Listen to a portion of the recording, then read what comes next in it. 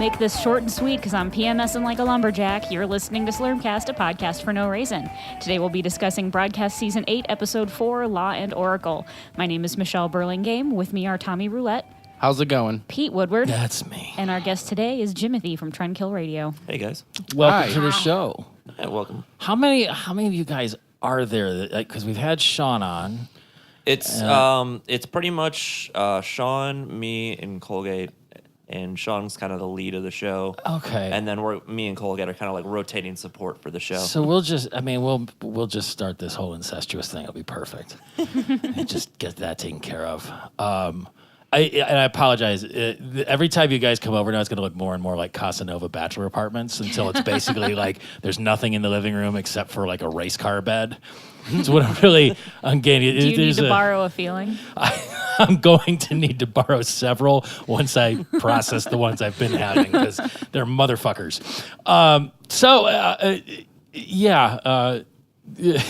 My life's falling apart.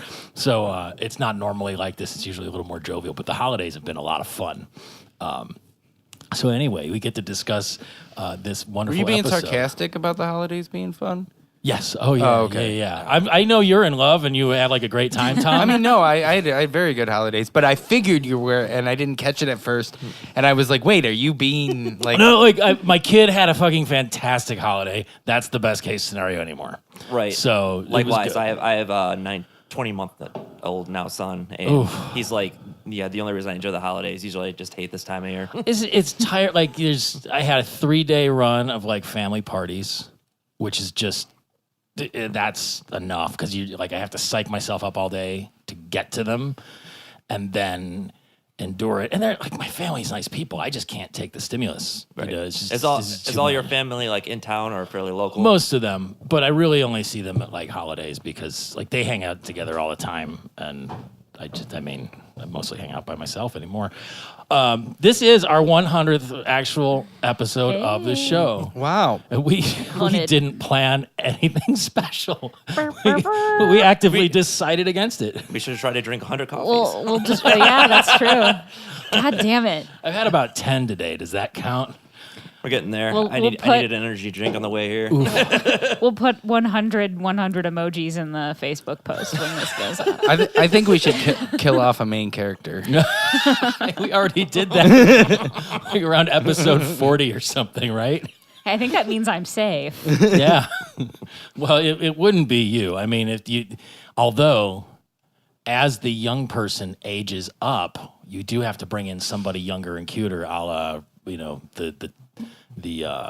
the Rudy paradox from the Cosby Show, which, I mean, if we're just going to follow the fucking awful stream of consciousness I'm having now, it occurred to me today that Jason Bateman's like first major TV role was on Silver Spoons, but for the life of me, I cannot remember what his role was on that because I always thought it was like Ricky Schroeder. Was he just a friend? Is this like are you sure it was Silver Spoons? I have never seen an episode of Silver Spoons. Yeah, me either. Yeah, well, okay.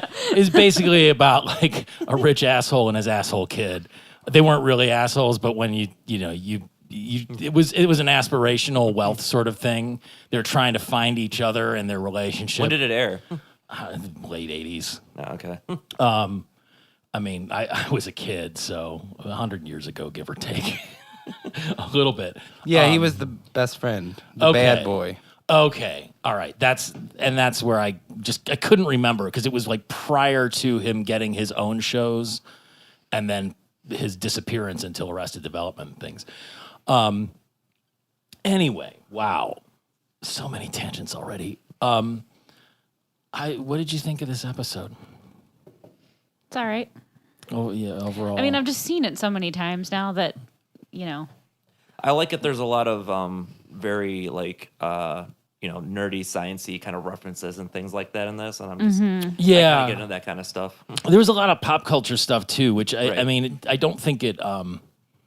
It's not that it aged badly. It's almost like it was topical to be like digging at Avatar and stuff back then because James Cameron still hasn't done his second, third, and fourth. This was like right after Avatar came out, so. Yeah, it was topical. Did what I did like right off the bat though was the delivery command game. Did you ever play Paperboy? Mm-hmm. That was such a good game. But then the way that like he's like, I've been doing this forever. Nothing gets past me. He gets killed by a bus, cussed out by Zoidberg, which was beautiful. Like when Zoidberg gets this go, you stink, loser. Like that's. You really fucked up. It's the whole callback from the first episode. Yeah. Pizza going out. Come on. But then he gets hit by the bus again, not 5 minutes later, which is apparently like a weekly thing. But like, so just the whole callback to going to applied cryogenics for defrosted Wang. I should really start reading these. I mean, but one time was funny, but every week for 10 years, not so funny. And then they burst out laughing a second time. I mean, it's been a long time since I've had a Fry is so dumb moment, but this is just like, I love the fact that for the entire length of the show, he's been delivering a pizza to the same place. Yeah. But like who's like they must be paying for the pizza even. They're just doing it to embarrass him with the fake names. Right? Otherwise he wouldn't be going back, or maybe he would. Like they'd have to be paying for them to do it. Or maybe not. I don't know. I mean, if you had to call UPS to deliver you a pizza, using that as an analog, that would be pretty fucking expensive. Somebody would cut it off after maybe a couple times, but to let it go for 10 years without paying, was quite a tab. But yeah, it kind of got into like all these weird things, like Fry having the short shorts outfit and stuff. And then the realization that Scruffy's a zombie. Right. Life and death are a seamless continuum. I mean, which totally makes sense, but like, is there anything he can't do? I mean, like, he had his buffet a couple episodes ago. That was Scruffy is like the best character out of all of them, and he's also the least utilized. Yeah, well, he doesn't. I mean, he just needs to show up for like a second, and then he's like the Wilson on Home Improvement, where he can just drop in his wisdom. He just has like short, like any Office fans, any of you guys Office fans. Yeah. He's kind of like the Creed. Oh shit! Yeah. I never thought about that before, Yeah. but you're right. I love Creed so much. Oh yeah. I saw an infographic recently where it's like they did all the lines of dialogue for all the characters, and Creed obviously has the least lines. But, he's had most of the memorable lines because anything he says is usually gold. Well, yeah, and that I just listened to an interview with Mike Schur, and they talked about The Office and The Good Place and Brooklyn Nine-Nine and Parks and Rec. I mean, he's done all of these shows at this point, but it was like that when they found the way to use Creed, it was like they could come up with these crazy jokes, and because he was not an integral character, like they couldn't drop Creed lines into Jim or even Michael Scott or something. But when it was like something that would be funny and completely batshit, they're like, well, just give it to Creed because he's a fucking lunatic. And he also just he played himself. Like Creed Bratton's name is Creed Bratton. Yeah. He's just and his character backstory is like his actual backstory. He was a folk singer. He was in the grassroots. Yeah. Yeah. So were they the One Toke Over the Line people? Is that their song? Let's Live for Today. Okay. I don't know. I don't know if any of these were hits, but Temptation Eyes. Ooh. Midnight Confessions. Ooh. Wait a Million Years. These all sound Too like Divided Cinemax by Late Love. Night. Like every single one of those sounds like a Cinemax Late Night movie. Brewer and Shipley did One Toke Over the Line. Incidentally, I worked with one of those guys briefly. He was a photographer at the college I used to work at for a long time. Looked like an old hippie. Surprised they let that fly because it's a pretty uptight place. Have you or do you currently work at a place where there are no promotions unless someone dies? I don't know if that's I've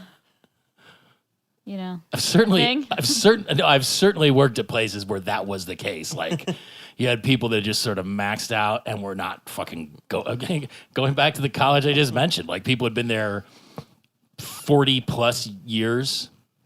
In fact, there was a woman I worked with there, and I was there for like 11 years. I didn't have the displeasure of working with this particular individual until like the last 6 months I was there. Every minute of it was hell. But she had been there, like, so I left and she left at like the same time. Like our last days were like the same day. And then they put out the answer. Like, she's been here 40 years. I'm like, she's literally been at this place as long as I have been alive. That's fucked up. I get that's what you used to do, but like, I can't even imagine. Oh yeah, my one coworker's been working there since for I think like 32 years now, and I'm like, that's longer than I am old. Yeah, and like for a couple of years. Like I'm 30, and she's literally been working there since 1986. And I guess there's just a mindset where it's like, I'm comfy, and I come in and I exert this much effort, and like, I literally don't care beyond that. I don't even know if that's her. I think she's just like one of those people that like she doesn't excel, she doesn't fail. She just sits in that one, like that happy medium spot where she doesn't push anybody, she doesn't ask any questions, and as a result, no one fucks with her. She just flatlines. And she just like floats. And she'll probably work there until she retires or dies, you know? Like, but that's crazy. The part that's so, because like I'm not an ambitious person, but I get bored. Apparently, like I can barely keep a marriage together for a decade. So, you know, I've gone through a couple already. Just like there's a point where it's just like, okay, like what needs to change, or how does this situation need to adjust, or like with jobs, like even if it's something I like doing, if it's the same thing every day for a long time, it's like, okay, like this is boring. Now, what do you do? It's not like I want to be in charge of people. I don't want to like, you know, be in upper management, but like. Just to be like, God, like, there's got to be something else. Mm-hmm. But just to be like, no, I come in, I sit down, do that same thing for, in her case, 8 different presidential terms. And probably, you know, when you break it up by Olympiads, it starts to sound pretty intense. I don't know. Like that's the thing. Like there were definitely these positions where like what had happened a lot is there were a lot of these lifers, and as they started to retire, like they just eliminated the positions because it was easier to just be like, you know what, we're just gonna let them go rather than like try and get them to leave. We'll just let them go of their own accord, and then we'll get rid of their job, and so people would kind of get shuffled around. But like the fact that Planet Express, not only will they not promote you, someone has to die, and then it still might not even work out if they can just reanimate you. Like it seems like it makes me wonder what was Scruffy like before he became a zombie. Because did he have more energy? Did he have less? Like, was he more effective? Or was it just like they've reanimated him to the point where he it's was literally also nothing a different? woman a few episodes ago. I know. And then he just changed back. They probably called the Borax Kid to do it, but off screen.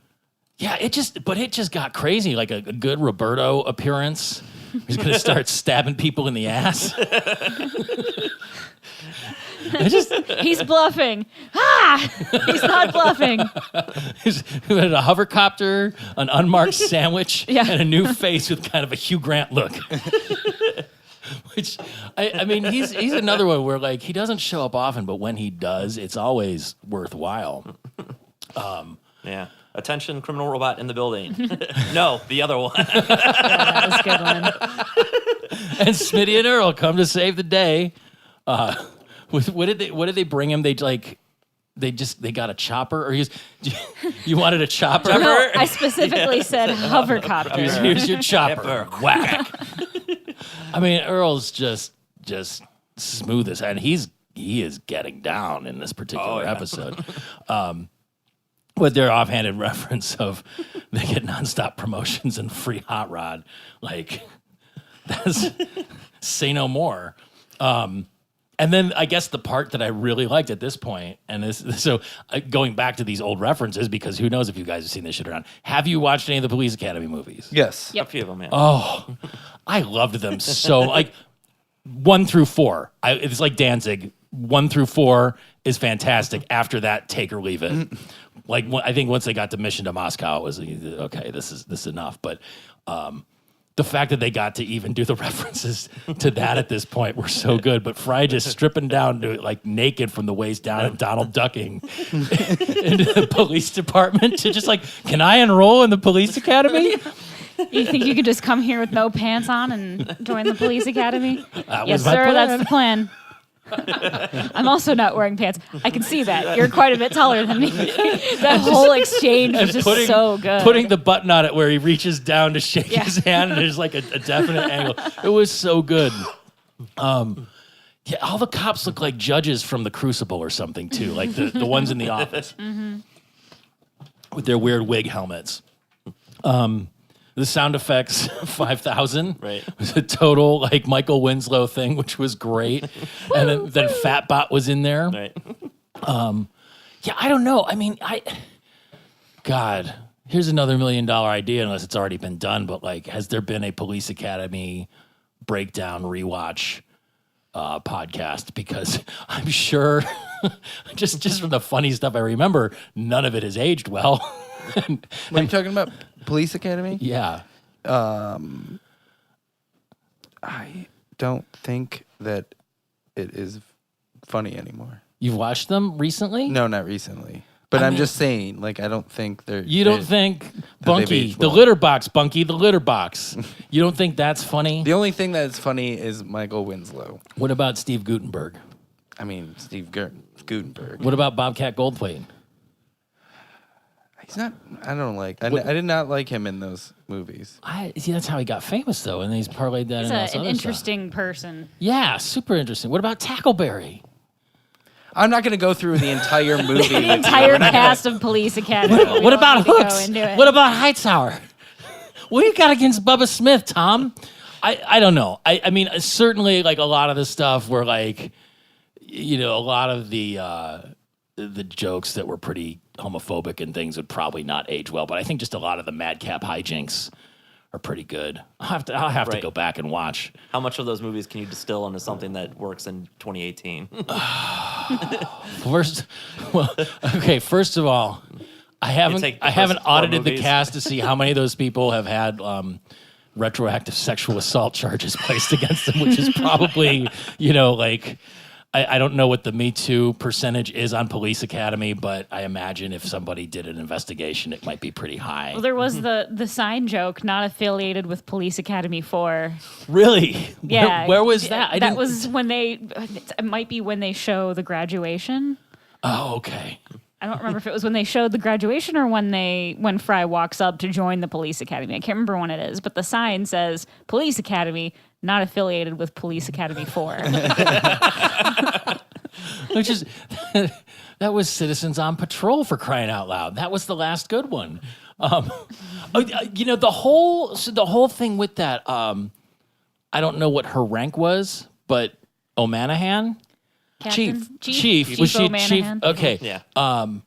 She had a whole lot of stuff going on. I couldn't quite I mean, if she's just...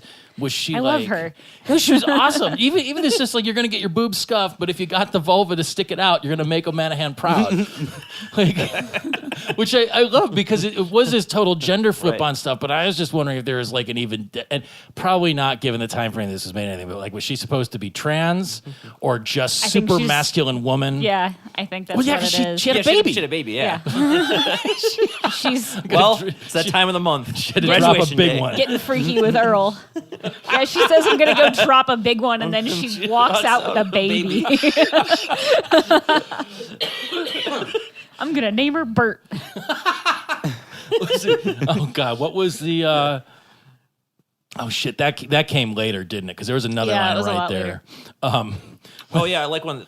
Right before the baby, they're like, she's like, congratulations on your bust, and she's like not wearing like a top or anything. Oh, yeah. And they're like, you too. Yeah, well, that's That's why like, she's just the best character in this whole episode. the weird, like, you know, because there's been the ongoing thing about like nudity really isn't as big of a deal in the future or whatever, but it's still like just taking all this stuff in there and then like breaking it out. The other stuff that was happening during the graduation, like, hooray for pigs, and then the other one where it's like Zoidberg's like, hooray, free sky sticks, and then it smashes his shell. It's like police brutality. Like just the fact that they all like throw it up in the air and they're like all getting hit by their batons was beautiful. Because it takes a special sort, I think. But even the stuff where Fry got partnered up with Earl. He's like, Smitty had 1 week away till graduate or till retirement. What happened? He took an early retirement. Damn. And it's like, oh, okay. The when they got back to Planet Expresso, then just like the nonstop digs at Fry, even though he's not there. Right. It's like, don't you usually say good news, everyone? I just said that to make Fry feel better. I've improved on Fry by sticking some wheels on a board so Leela and Bender can easily make the next delivery. Have you ever you've improved on a human by just putting wheels on a board? Have you ever used a furniture dolly? Those things fucking rule. Like, I got one out in the garage. It's just say put heavy shit on it and just wheel it down. Yeah. It's fantastic. Yeah, but then I mean, so is Avatar a Fox movie? Like, were they using? Because they were naming stuff.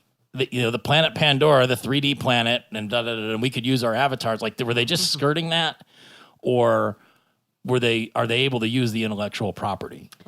I never saw Avatar. I don't know. I never saw Avatar. I did see it in the theater, but I didn't see it in 3D because it was a whole thing. Getting the tickets, and I don't know. I didn't buy them, and I was like pissed that they were not 3D tickets. Who I was was like, responsible then what's for the buying the fucking tickets? point? So this was like obviously over 10 years ago. Yeah. I was with my ex at the time, and I was like visiting I was living in Columbus still, so I was up in Westlake visiting his family, and his dad wanted us to like leave the house so he and his mom could hang out alone or something.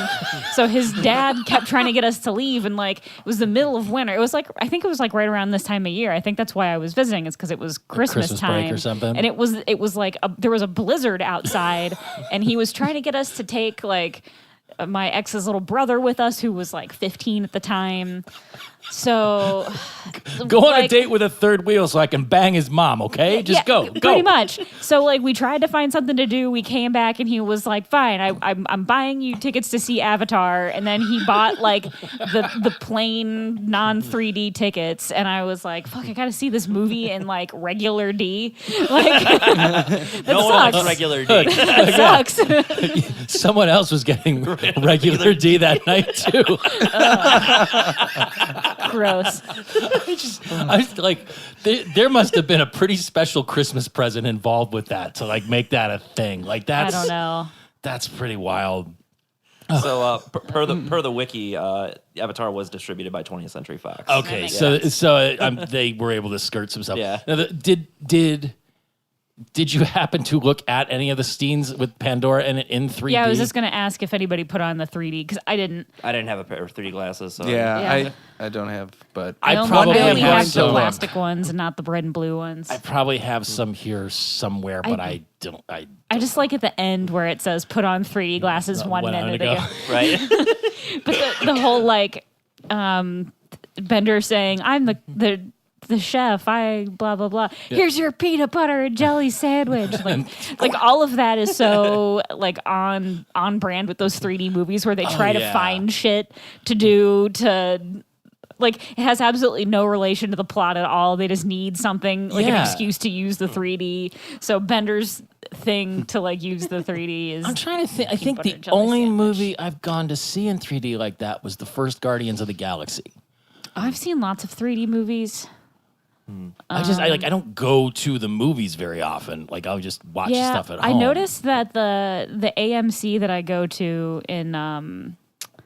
what is it? Westgate. Yeah. They don't do the 3D movies anymore. I don't know why, but they only do standard def. And since when? I just started noticing it recently, like within the last 6 months or something. Really?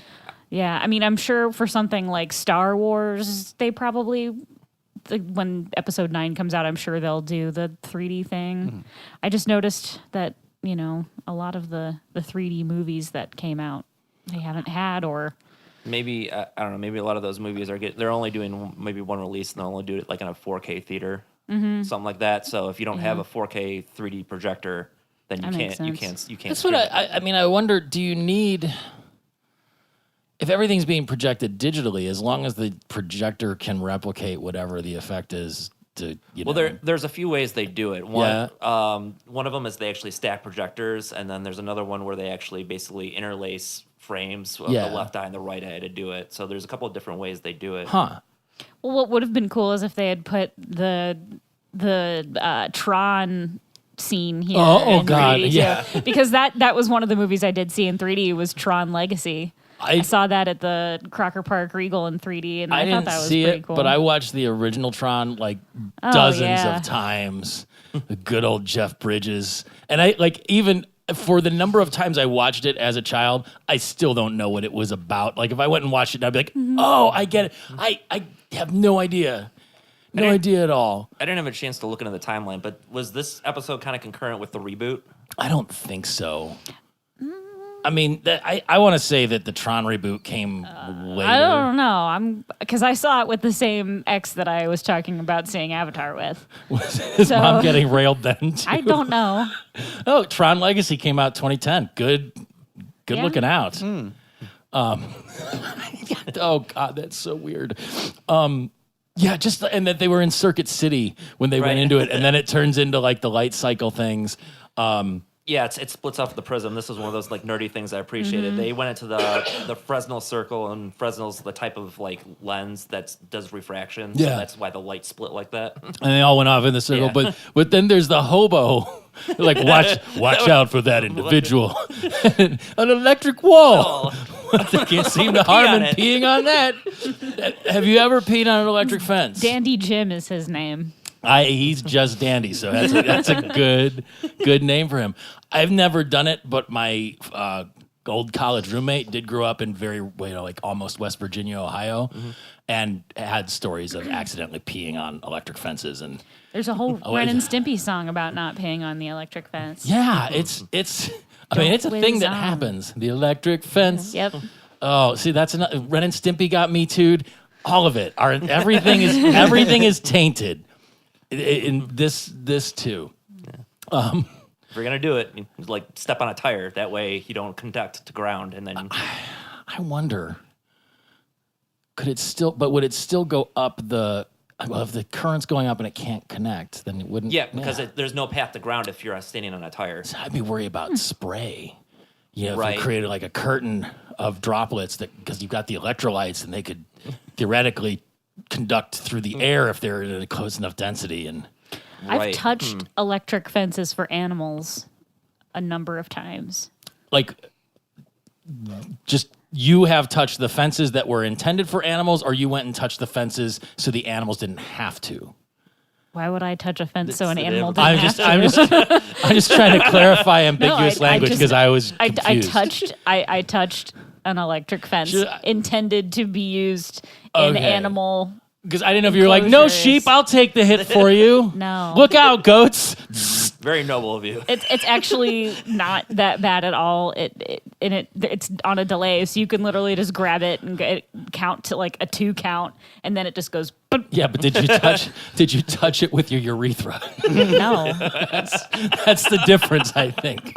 I think if you touched it with your hand or touched it with your tongue or some other sensitive wet part of your body, is high enough. Is what I'm saying. I don't want to take 12 volts in my pecker. Is all I'm saying. Right. Whether it's 12 or 24 or 6 or 0, I think the 0 is the one that I want to go with. But the fact that Dandy Jim is not dissuaded at all by an electric wall. You can't see the harm in peeing on it. Aren't those meant to fry you when you touch them too? So not only is he this thing would kill him if he touched it himself, but he's I'm just gonna whiz on it.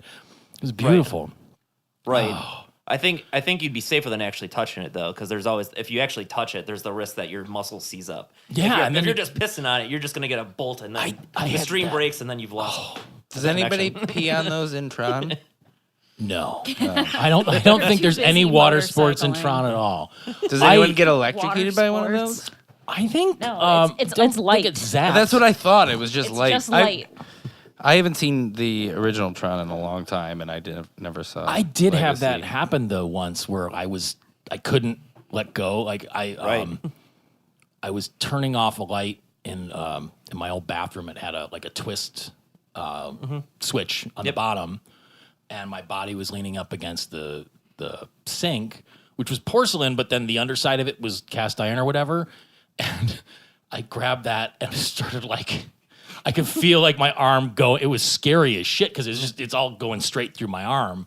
I guess if it had been on the other side, it could have hit my heart easier too. But like, fortunately, I was able to like get back off it. But like, hey Ma, the switch is broken. Let's turn that shit off. That's no good. Put some electrical tape on it or something. So Fry managed to catch Schrodinger by using tricks he learned in a Sunny D commercial. That's a great line. Commercial. Well, the funny thing is he sounds exactly like Smitty when he says that. Like he does, because it's Billy West. And those Sunny D commercials they did a lot of intense tricks in those. I mean, it wasn't just orange juice. It was orange juice fortified with high fructose corn syrup to really, really get your energy up. But then the whole thing with the box and what's in it, and it's like it's the cat, and he goes through the whole experience, and that was beautiful. But then the cat's alive and attacks him. And then Earl looks in there and there's a lot of drugs in here too. There's also a lot of drugs. Which you would probably need to come up with that experiment, right? Like those Nazi scientists were cuckoo bananas. I don't know if Schrodinger was a Nazi, but he's German and from back then, right? I'm just gonna guess. Is he World War II or is he like earlier? I don't know. I should, but I don't. I'm not even going to look that one up. I've Wikipedia and IMDb'd out tonight, looking up between Tron and Silver Spoons. That's enough random confirmation. We'll just guess. He was born in 1887 and died in 1961. So probably a Nazi. Yeah, you're looking at. He was Austrian. So was Hitler. That's what I'm saying. That was the point. Erwin Rudolf Joseph Alexander Schrodinger. How is he still alive in the future then? Nobel Prize winning Austrian physicist who developed a number of fundamental results in the field of quantum theory. Yeah, he's a full body situation. Interesting. Oh, he lived in Ireland in 1948 until I guess he died in Vienna. Huh. Trying to see I don't know if he... They made him into sausage.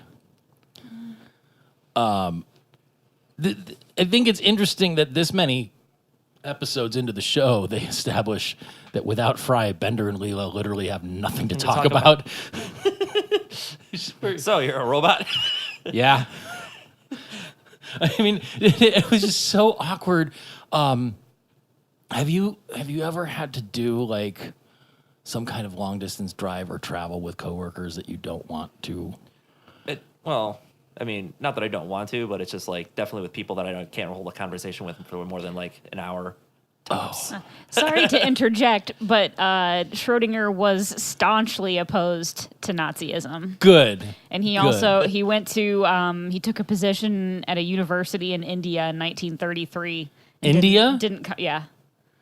So good for him. Okay, I'm sorry I called Schrodinger a Nazi, and I'm glad you proved me wrong by using a modicum of lazy research. That works for me. I had to do a whole week of work travel last year with someone who, despite being very nice, I found it excruciating to spend more than a few minutes around. Ooh. And so not only were we driving to and from the place we were working daily, we were having lunch together and then sitting in a room with other people 8 hours a day interacting directly. And it was at the tail end of, I was doing a month off from drinking, just to kind of reset things. That didn't work. And like the last night that I was supposed to be there was like January 31st. I'm like, fuck it, the month is over. Like as soon as we got to the end of the workday, I was like, oh my god, that like not only was it enduring all of that, just like in and of itself, like doing it sober by choice, totally stupid. But I survived, and she did too, surprisingly, because she almost killed us a number of times. What line of work are you in? This is just driving. She had the rental car. Was not good. It's consulting. So I try not to bring names into it. We can talk off mic. Right. It was scary. I'm in engineering consulting, so I'm a design, but that's as far as I'll go on mic myself. Yeah. It's just I don't work for that company anymore either. But it was a. I came out with a lot of stories. I know all the medications that she might happen to be or not be on. Those didn't make me feel any better. We already talked about Pandora being free 3D, and that was kind of it. They just get there and they knock over the tree, which weren't the trees the whole point of them living, or was it like all of the societies were in the trees in Avatar, like. Because Leela's trying to park, she's got no depth perception, and then everything else is effed up anyway. Actually, does it look worse in 3D if you only have one eye? You don't get depth perception, so you're only going to see one filter. You're going to rather see red or blue. Huh. Mm-hmm. I was actually I watched this with commentary on too, and they were all talking in the background where it's like it does work with the red and blue. If you have the red and green, it kind of works because the color kind of gives you perspective, but not as well. Huh. It's such a weird old technology that's still apparently effective. Have you seen the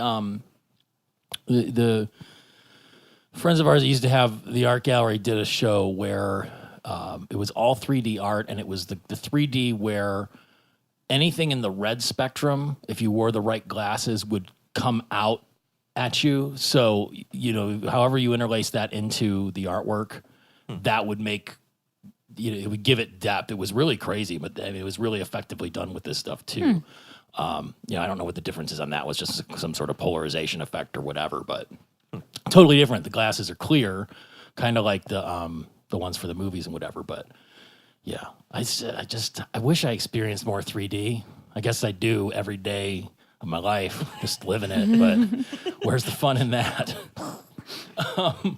But immediately after that bust, Fry gets promoted to Future Crimes, and then so now it goes from Avatar to, is it Minority Report? Yes, yeah. Minority Report. I never saw that one either. I have not either. I did see that one. You guys need to watch some movies. Do we though? Do I need to take 4 hours out of my Report. day to watch Avatar? Maybe not Avatar. Yeah, not Avatar. Maybe Minority Report. Maybe. I should watch Minority Report. There's a lot of I remember clips of that movies, and it's weird because a lot of that stuff that's like in that movie, it's like actually becoming like technologies, like some of those like display technologies and stuff like that. It's just kind of wild that movie wasn't even that long ago. Yeah, and I mean that sort of stuff is always interesting. I mean, that's why I've always enjoyed like William Gibson's books, because he's, after his initial sort of cyberpunk stuff, the stuff he's written in the last 15 years has all been like near future or current time. And he's basically talking about technology as speculative fiction about 4 years before it really happens. And then it happens. You're like, fuck, this is weird. Right. I think you can't imagine far enough in the future. You can't even do it. What's the rule where technology basically like it goes up exponentially? Oh, was it Moore's Law? Where it doubles every year? It's like you can't predict like 20 years in the future because it's like unfathomable what kind of technology curve we're gonna hit. and then all of a sudden they were like making, like during Star Trek #1, it's all like right.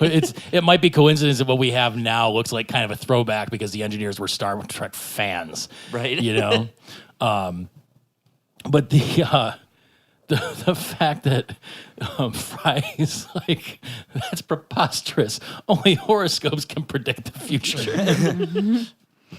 Which I love. I saw a comic do a really funny joke about astrology once. And it was, I can't remember who or what, but it was basically like comparing it to astronomy or something. It was like somebody studied it in college. He's like, no, that's astronomy. That's the real science. And that's space rocks that are affecting your life by magic. I just like a meme that I saw recently where it says Mercury is no longer in retrograde. All the fucked up things you do are actually your fault now. Oh my God. I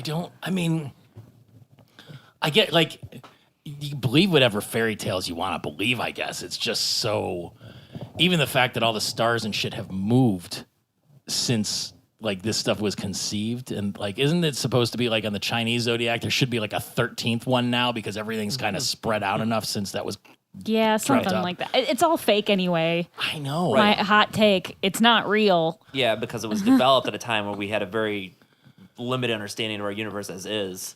Like one thing I found out in recent years that I didn't even know like when we were learning about it in like high school and stuff is that like the universe itself is its own revolution in the universe. Yeah. And it's like but inside of what, man? What is it spinning around inside of? That means there's something on the outside, but how can it tell? I know it's you can't fathom it. That's why we need to have the AIs happen in the singularity so that it can like crunch it and just kill us all because our puny brains can't handle it. We could use a good Skynet. Yeah, we'll get there. I want to see the actual crime scene photos from the clown slaughter, which happens more often than you think. I just love that system of like pulling like the predictions too. Floater in the bowl. Is that how it worked in Minority Report? Would there be like little bloop blop blobs that come out? I only caught clips of the actual movie. I don't so think I don't remember so. No. But that whole like that's the whole robot thing is like in Battlestar Galactica, like the hybrid. Yes. But I think it's just pairing that with like something. I think they're just using the balls. I don't think that's anything. As Oracle poop. Yeah, yeah. That's Pickles. the On one account just- of it's like he's Pickles. floating in a jar. Well, and so is that another thing compared to Minority Report? Did it have some weird acronym name that was like, they called it like pickle or something, but it was like shortened? That's what I was trying to figure out too. Is like, is pickles like referencing something in pop culture, or is it just a random weird name for? I don't know. I think it's just a joke because, it's funny. There was that Pickles, movie called but it's an Daryl advanced thing. in the early 80s about a like robot boy, Daryl. But he was real, but he was a robot. It was like a Pinocchio story, but then I think it had Dabney Coleman in it. That might have been Cloak and Dagger. I don't remember. I got a lot of, just daily, everything gets fuzzier. Except Dabney Coleman, who gets sharper and sharper in my memory. I think so they go to bust the guy who's going to swindle Hattie McDougal. Does he have a name, that character, like the Latin lover guy? I think, wasn't he on the airline a couple weeks ago? I don't think he does have a name. Who? The transcript just says old man. The guy who was going to swindle Hattie McDougal by killing her and marrying her parakeets. Oh, and then yeah. I taking don't know. I all don't the think money. there's. He's been popping up, but the whole thing.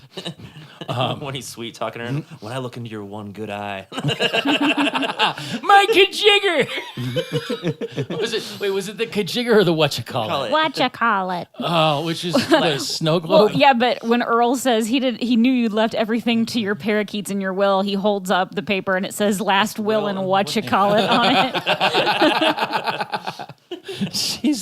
She's something else. But this is where they come back to O'Manahan and she's like shaving topless Right. in the thing and goes like I'm gonna go drop a big one. But it's like one more promotion and I'll be a real detective like Sherlock Holmes or Speed Buggy. How much exposure did you guys have to the rash of Hanna-Barbera crime solving? I had to look up what Speed Buggy was because I knew completely what forgot it was a Speed Buggy thing. was. Yeah. Yeah, I knew of Speed Buggy, but I can't say whether I've actually watched it. I mean, there was Speed Buggy, there was Jabberjaw, there was Grape Ape, there was the genie that said yabble dabble all the time. They were all like short-lived Scooby-Doo. too, except for Scooby Doo. Yeah, I mean, they just churned them out. I think they Yeah. used like the same backgrounds and stuff. But I mean, there's like, they're just like, fuck it, let's churn out another one and another one and another one and another one. And then they just show up. But then they do like they used to do the Battle of the Network Stars, like shows, the special where they'd have the competitions doing tug of wars or something with your favorite primetime actors. But then they do like, I think it was a Laugh Olympics where it would be like that, and they'd have just all of the fucking characters like hijinksing around and competing for shit. Those were always the best because it would be like Snagglepuss and Dune Speed Buggy, like, you know, climbing up a wall or some shit with hijinks aplenty. It was fantastic. Not nearly as insulting to your intelligence as just ripping off the same like crime fighting teens with, you know, the good looking guy, the pretty chick, the nerdy chick, and the stoner guy with the, you know, inanimate or animal object. Like how Jabberjaw was a fucking shark. How could he go solve crimes unless they were underwater? I don't know. It bothered me. But that baby that O'Manahan dropped was 8 pounds. and Earl just goes, "That's a beautiful bathroom baby." You don't hear a lot about babies being born in bathrooms anymore. I don't think it actually happens. Yeah, I mean, it did a lot for a while. Like that was a recurring theme, like babies falling down wells and stuff. And, well, that's different. Babies falling down wells is not babies being born in toilets. No, I'm saying that there were babies falling down wells, Timmy O'Toole's, if you will, and then there were babies being born in bathrooms, a la the Burts. Happened a lot in New Jersey, I think, probably in southern Ohio, where our, you know, sex ed system and conservative values combine for a real fun time in a healthy, thriving environment. So there's that. But then I mean, the Oracle reveals that Bender is going to be a future criminal. But this is the part that I was trying to like. I couldn't figure this out, and not having seen Minority Report, I didn't know what the twist was necessarily. But like, I almost felt like, I mean, oh God, maybe I'm just not thinking about this now. But like, the Oracle was creating the crime, and Fry put the idea into Bender's head, or was Bender going to do it anyway, and the Oracle was going to hijack it? Like, I think Bender was going to do it regardless. Because he had a burgling familiarity with Hedonismbot's house. And yes, that does happen in Minority Report. There are precogs who work for the pre-crime division, and then in the movie, it's the same general plot happens, except not with like the Bender character, but the detective Tom Cruise is a suspect in a future crime, in a murder, and he has to prove that he was set up and run a blah, lot. blah blah blah. Yeah. Okay. Was that Asimov or Arthur Philip C. Clarke? K. Dick. Okay. It was actually supposed to be, the movie was supposed to be a sequel to Total Recall. Really? That was, when they first optioned it, they were going to combine the worlds and then and make that a sequel, but then they just ended up making it its own separate thing. Did you watch any of the Electric Dream stuff on Amazon? No. It's all pretty good. Not yet. That's what I've heard. I enjoyed it. I mean, similar to Black Mirror, but more less scary in that it's not exactly like the fucking world we live in. There's a new Black Mirror coming out tomorrow, by the way. I know. I haven't digested the whole last season yet. It's 3 weeks ago, if you're listening. Maybe 4 weeks ago, if you're listening. It's already been out. Critically lauded or panned, or We'll see. I just finally watched Infinity War the other night, so I still haven't seen it because I'm like 8 Marvel movies behind, and it's like a daunting task to catch up. So I just haven't seen. I ended up watching Infinity War on a plane, even though I actually haven't seen any of the other Avenger movies. Really? But I felt knowing. I mean, you know who those characters are, even if you haven't seen the movies. So it's like you can watch that movie and enjoy it without having seen like the whole Marvel. The last one I've seen, catalog. the last one I saw was Guardians 2. And I feel like that was enough of its own thing. Right. I don't even think I've seen Captain America Civil War. I don't think I ever haven't seen any of the newer Thor movies. Like I'm way the fuck behind. So I think, events of Civil War play into this. Doctor Strange plays into it. Black Panther plays into it. Guardians 2 plays into it. That's what I'm saying is I haven't seen, other than Guardians 2, I haven't seen like any of those individual, like Black Panther I haven't seen Doctor Strange. And it's not that I don't like Marvel movies, because I really do. It's just a lot. They just came out so fast that I fell behind, and I don't know if I'll ever catch up, and that makes me sad. I feel like Infinity War, like you were saying, like you don't need to know all of the backstory about the Doctor Strange shit. Like when he shows up and does his wiggity woo magic stuff, you're like, it's Doctor Strange doing Doctor Strange stuff. Like you're well versed enough in the Marvel universe to know what's up. Right. There's not a lot of like, even the stuff that's sort of like maybe critical knowledge is like they do enough exposition. Like but Thor. if I watch Infinity War now and then I go back and watch the others, will I still want to? Will it ruin prior movies for me? No. Okay. No, because a lot of the individual movies are like origin Standalone stories. Yeah, and stuff like that. So like Infinity War is just basically taking all those characters. It's like, all right, we all know who these characters do. So it's like they're actually making their own plot I'd together. say the one that might be critical just to kind of understand some of it would be Civil War. Yeah. Because because that introduces Spider-Man into the stuff too, and Ant-Man for that matter. I did see Ant-Man. I saw that in theaters. That might be is that the last one I saw? No, I saw Age of Ultron in theaters. Yeah, May have been I saw Guardians 1 in theaters. I saw Guardians 2 after it was out on Blu-ray. Yeah, I just catch them as they hit Netflix, and I knew this one. Yeah. I thought it was longer than 2.5 hours, honestly. So I was pleasantly surprised with that. and the whole thing is like, whatever happens next is all going to be a retcon on this shit anyway. I think like they basically set it up for Captain Marvel, and then whatever happens in the next Avengers movie is going to erase. Right. all Did you see the trailer for that for Endgame? Yeah. Yeah. I'm pumped that Ant-Man's actually in it because I really like Ant-Man. Who doesn't like Paul? I Paul love Rudd? me some Paul Rudd. I have loved him since Clueless. God damn it! I really, really, really, really wish that Edgar Wright had been allowed to finish Ant-Man. You know what I mean? Like he's moved on to bigger and better things, I guess, like a Sparks documentary that me and my daughter are going to be in probably. So that's fun. But like he always adds such a interesting take on shit. Because even like Scott Pilgrim, like I thought that I was not a fan of the source material, but it's the visually and just the way that the story fits together was so cool. I love the fact that Fry, for everyone hating him and thinking he's useless, like everything falls apart without him at Planet Express. Yeah. Things used to be funny around here. Noses were picked, pants fell down. Like that sounds like Fry stuff. It was somebody for Zoidberg to laugh at least. And then Bender and Leela listened to his Eagles album for 27 hours coming back from Pandora. That would be torture. I have this very vivid memory from a long time ago where I was this was the girl I was dating in college, and I'd gone with her and her parents like to a family holiday party. It could be Easter, Christmas. I don't know. The point is we were in like rural Ohio, and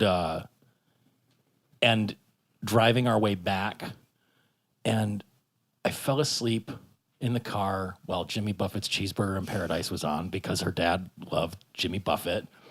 And I kept waking up when Cheeseburger in Paradise was on. Like, I feel like we listened to that song for 4 hours or something because the only thing that I kept hearing every time I just kind of come back into consciousness was, I like mine with lettuce and tomato. I'm like, fuck. And to this day, I can't, like... Maybe it's Pavlovian. Maybe every time you hear it, you'll wake up. I do love cheeseburgers. I really do. But that was so terrifying. Because Jimmy Buffett's terrifying in and of himself. Just like, why is he terrifying? Because he represents the most reprehensible leisure desires of the baby boomers. Like, I've earned all my money now, and fuck you, and I'm gonna sit on a beach in my Crocs and drink Coronas and margaritas and smoke weed because I'm not brown, so there's no consequences. And I'll eat some cheeseburgers, and I'm gonna take my Cialis and my high blood pressure medicine, and life is good. And I find it revolting. Also, have you ever been to a Margaritaville? To each his own, and maybe a lot of those baby boomers. I will not go. Yeah, Just because it's not my Is that one thing of the doesn't flats mean still he's evil. open even? Did it ever even open in the first place? Yeah, it It's opened. open. Did it? I figured it would have closed by now. I don't know. What, was it Why? Toby? Because just the track record of things staying open in the flats is not That very and good. also, who the fuck wants to go to Margaritaville? Did they ever open the Toby Keith place down there, or did they put the Margaritaville there instead? What's the Toby Keith place called? Like, like Toby Keith's I Love This Bar and Grill or some shit. I mean, like, it's just, you know, I don't, I mean, like, look, again, you're right. That's Tom. actually what it's called, Pete. Yes, I know. It's called Toby Keith's I Love This Bar and Grill. I know. And I mean, how terrifying a concept is that? First of all, I mean, it would be as scary as a Ted Nugent themed restaurant where all the servers are in like loincloths. That isn't actually a thing. Yeah, he's too shitty about licensing shit. Like, I'm sure he'd be like, yeah, you can use my likeness, give me 100%. Right. You know, like whatever. But I get your point of to each their own, Tom. But like, I don't know. There's something about that where it's like, it's Disneyland for shitty people.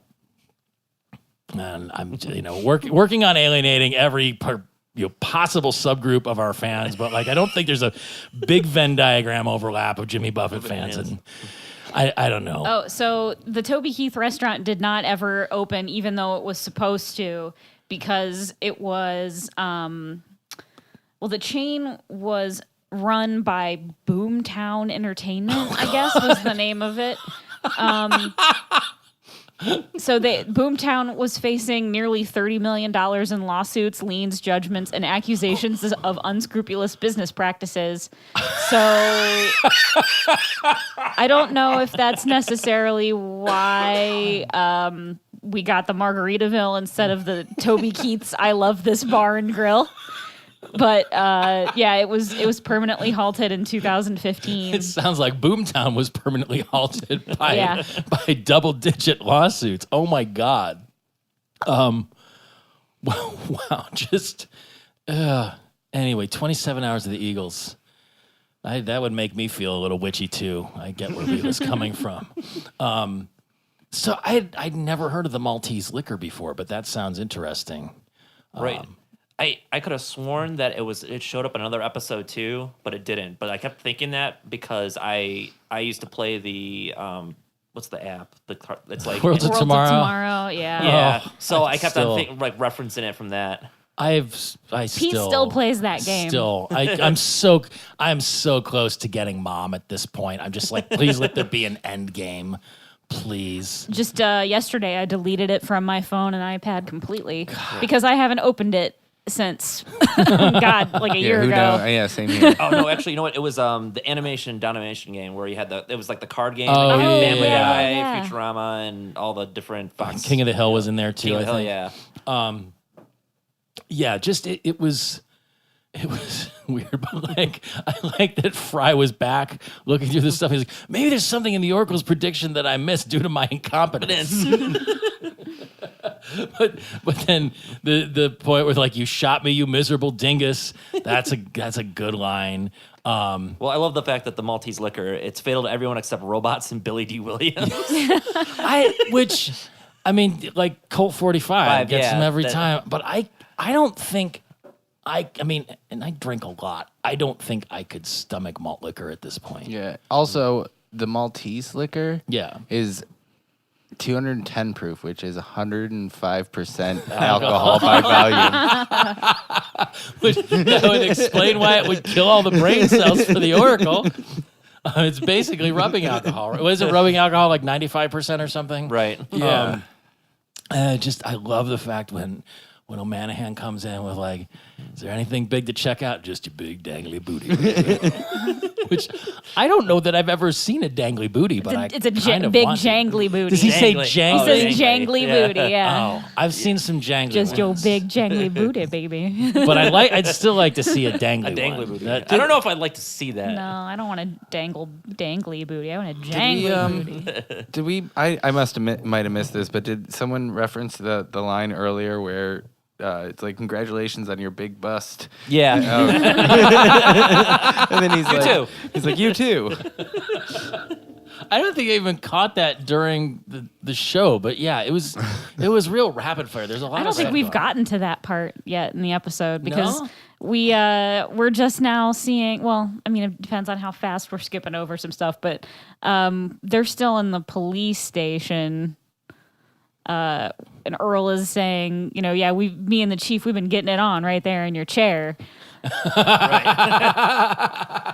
Yeah, so this is when Fry sees himself in the precognition that he shoots Bender, and he says, "I would never shoot Bender. He taught me how to shave." Yeah. And then another ball pops out, and Earl says, "By deciding not to shoot Bender, you created an alternate future. Dig the unintended consequences." Then they play, and it shows how Bender gets the Maltese liquor, and he shares it with everyone, and there's a toast, and then everybody at the Planet Express dies because it kills them. It kills them because it's insane. Pure alcohol. It's impossible. Yeah. Fate is a freaky mistress, just like the chief. Look out. I like to reveal, too, that it's Hedonism Bot that has the Maltese liquor. Of course it would be Hedonism Bot. Are you the callous craftsman I requested? I'll be upstairs putting batteries in things. Right. When I was watching it with the commentary on, they made a comment, too. It's like when they cut to the scene where they're in the basement, Hedonism Bot is already at the bottom of the stairs. But somehow he got down like that spiral staircase. I mean, he might have wheels, or like he could have scooted down like skis or something. He's surprisingly limber for being a chair.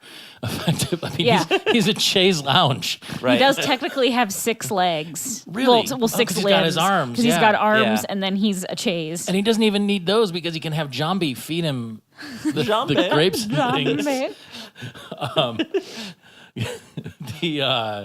The invisible safe was a nice touch. So he discovered it by blowing the cigar smoke on it. Was that right? Oh, that's like all of the laser movies. Right. And it was literally like a flub in writing. Like they got to that point in the writing and they were like, I don't know how we're going to make Fry accidentally shoot Bender to like make the prognition come true. Yeah. And then they're like, wait a minute, there's an invisible safe in the room for it to ricochet off of. It was like a total accident. It wasn't even planned. See, they're not so smart. Either you're going to shoot me or I'm going to spray whipped cream in your eyes and walk out of here like a big shot. Was it... Who was it that said the future's making a chump out of you? Was that Fry saying that to Bender? Yeah. Yes. Yeah. But it turns out that Pickles set the whole thing up because he just wanted to kill his human brain cells. Mm-hmm. Right. So he wanted to frame Bender as stealing. And so Fry was set up the whole time. Pickles was going to kill both of them and take the liquor. But another great joke coming up. Do you have any idea what a burden is to know everything that will ever happen, to never be surprised, to know the punchline of every joke hours in advance? Hey, like watching Leno. So good. Because Jay Leno, not funny. And that's what's so weird is like he used to be. And then when he got on the Tonight Show, he just like you seen this? You heard this? Yeah, I'd really like to see him do stand up, just to do like a. You know what? He is on that Tim Allen show, Last Man Standing. Really? So just as like a character? Yeah, and his name is Lenny or something. Oh, that's weird. Leo or it's something. Does he wear all like the Canadian tuxedo? Yeah, because he's a mechanic. He works at Outdoor Man, which is the store that Tim Allen owns. But he's like he's a minor character. He was just like a guest character when the show was on ABC. And now that it's moved to Fox and half their characters, like half the actors didn't want to come back to the show, and they had to like recast half the people. He's on it like in almost every episode so far. And it's just Wilsoning it up. Worse than that, I don't know. It's just. Do you ever get like some nice shots of him bent over a hood or something?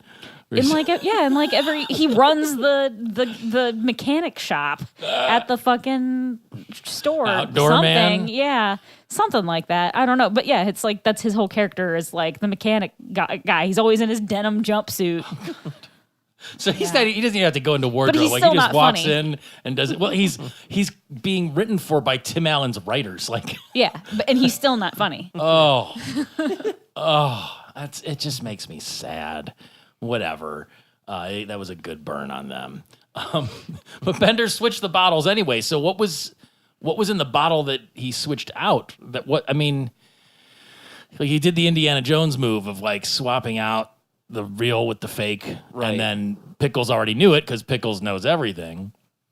But then it all goes to hell anyway because they were standing behind the prediction-proof glass in a very small enclosed room alone with each other. I love when they both get shot and they come up. Like Bender has bulletproof vest that Inside. captures the bullet inside his chest cavity.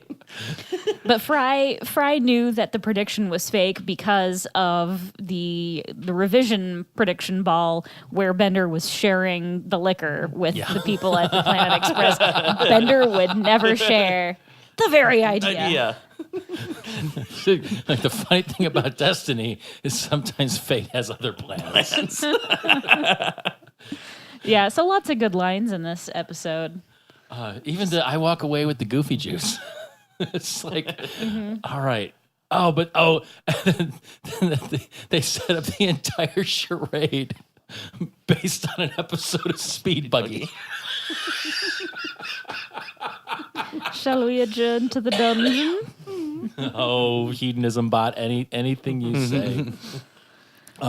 So yeah, they're back at the Planet Express. Fry got his shield for stopping Bender, but then got fired for tipping off Bender. So Fry's fired. They have no idea what he does around there, but Yep. they desperately need him back. So Fry says that he wants a promotion, so Professor names him Executive Delivery Boy, which is a meaningless title but helps insecure people feel better about themselves. Then on screen, executive producers Matt Groening, David X. Cohen. Yeah, that's good. But and it's funny that they do the thing where it's like we based it off this episode of Speed Buggy because it's without it really being a spoiler alert. There's a scene in Infinity War where like Spider-Man executes a plan based on something he sees in a movie, and it's just like, oh, right, okay, it's fun. It's a good. Just go home and watch it tonight and enjoy it. It's a fun time. He does that in Civil War too. He knows a lot more about pop culture than Tony Stark does. That's what it comes down to. Oh my God. This is we're just coming off of the Christmas holiday now. And I guess at this point you'll have heard a couple more episodes before we say that we just completely fucking forgot to put one out last week. Oops. Yeah. The holidays busy. make you your brain turn to mush. You're busy. I was shopping and doing all kinds of things. I had a whole other thing going on that I really don't want to go into. It's not fun. But we all survived so far. It's going to be New Year's in a couple days. You guys have any big plans that people can hear about a month after the fact? No. Stay out my business. Oh, dear. It sounds like she's actually going to do something good. I'll be at home with No, my I'm kid. probably not, honestly. I'll be watching the amateur hour parade. I've been invited to like 4 different house parties, which means that I'll probably not go to any of them. Will any of those have Did kid you know- and or play there? Did you know that Shaggy 2 Dope is playing at the Foundry I had seen that get advertised. on New Year's Eve? Wow. Where's Violent J? Weren't they not on Is good Art terms? Garfunkel down at I Wilbert's don't or know. something I don't know too? anything. I was never into ICP. I just think it's fucking hysterical that is happening. Might be 50 white guys with machetes down there too or something. You So never it know. will have happened like a month ago. So when you're listening to this, and if you went to the Shaggy 2 Dope show at the Please tell Foundry, us. please text us or message us or something and we'll talk about it. We're not necessarily down with the clown, but I think we appreciate the clown adjacent. That's as far as we can go. I actually know quite a few people that actually know people in Twisted, and they've kind of like done their own thing where they're like we can recognize we're part of that, but we don't want to be part of that anymore, and we're kind of doing our own thing. Maybe there will be a clown murder. Are they gonna clown slaughter? Are they gonna do like the Kiss Unmasked, so then they can come back into the fold later? Who fucking like cares? take the makeup off and bring it. I don't know. It's just it's a whole thing. So thank you for being on the show. Thank you. You are part of Trendkill Radio. Correct. So what do you guys have going on? Do you have anything else to plug? We're kind of taking a holiday break to kind of reassess the show, and then we'll kind of jump back into it next year, and just kind of take it from there. It's kind of slow with music news right now, anyways, too. Yeah. So because there's a chance to kind of take a break and reassess the show. Wait for the Grammy nominations and things to really go to town on that sort of stuff. Yeah, we can kind of cover that too. I also kind of rebuild. The show used to have a different format, and we actually used to record it at my place, and then I had a lot going on. I recently went through a divorce and all that stuff, so I feel you, brother. Kindred souls. I kind of cleaned house a little bit per se, and I've kind of reorganized my whole studio environment. So now I'm kind of set back up, so we could probably start actually re-airing stuff at my house. But they've been doing basically updates at Sean's house for like the past half of a year. Gotcha. Like the last show we did was the one that Michelle was on. That we did it in my backyard. That was the last show we kind of did at my place. Summer break extravaganza, and then I was on again after that. Just an update with Sean. Was that was the one you did like at MTV Spring Break? Kind of, yeah. The summer one that we did. That was at his house. Is that Jimothy's? Oh, that's beautiful. I remember watching those. They were such fun. Just complete awful Jersey Shore debauchery with awful kids from Rutgers running and giving each other chlamydia. What were we drinking? We were drinking, was it Miller, whatever that... Were they like Limeritas or something? Sort of. It was like it was. They don't make them Miller anymore. Product, but it was like a summer kind of fruity... There was like a pineapple beer and then a lime beer.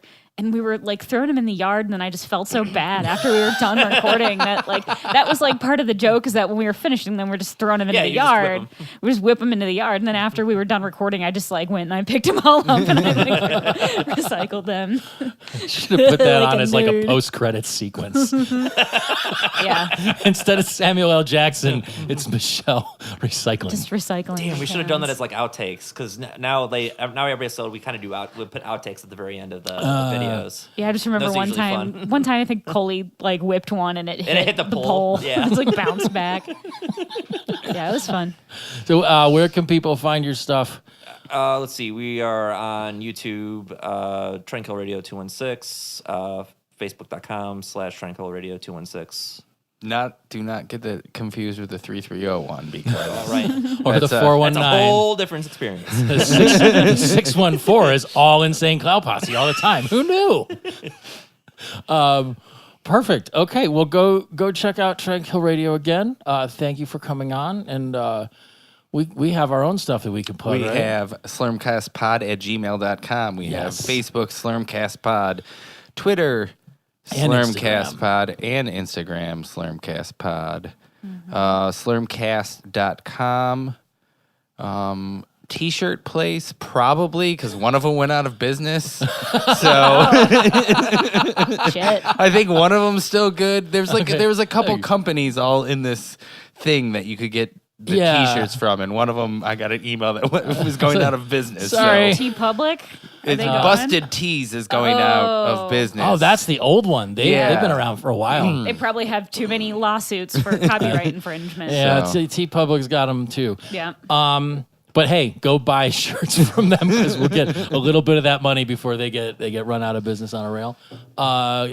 Rate and review us in iTunes, please. It's been a little stale. We're almost at 100,000 fucking downloads. Yes. So share, download the episode. Download it. Don't listen to it. If you can prove you're the 100,000th download, you'll get a special prize. We promise. Yeah, so share it, get it out to your friends. If you know people who like Futurama that aren't listening, get us to 100,000 downloads, baby. Call us at 216-438-1077 when you are the 100,000th download, and we'll get you something special. And really, I mean, I don't know how you're going to prove it, and we have no way to verify it. So just show some initiative, and you're probably going to come out ahead. But the only way we can check it is if we have had 100,000 downloads. So, incentive. Right. I'll do something special. I don't know what yet, but Art School Ghost Stories, I hope. Something better than that. I'm out of those. Oh, man. Those I can't force them anymore. They have to come to me as organically. Yeah. Like the ghost of Robert E. Lee or whatever the high school was named after. No. He turned off the light in the dark room. It was crazy. Something. There was something. Yeah, like that was pretty much it. It's all fucking rusty and fuzzy in there now. Anyway, have a great week, everybody. We'll talk to you soon. Bye. Bye. Bye.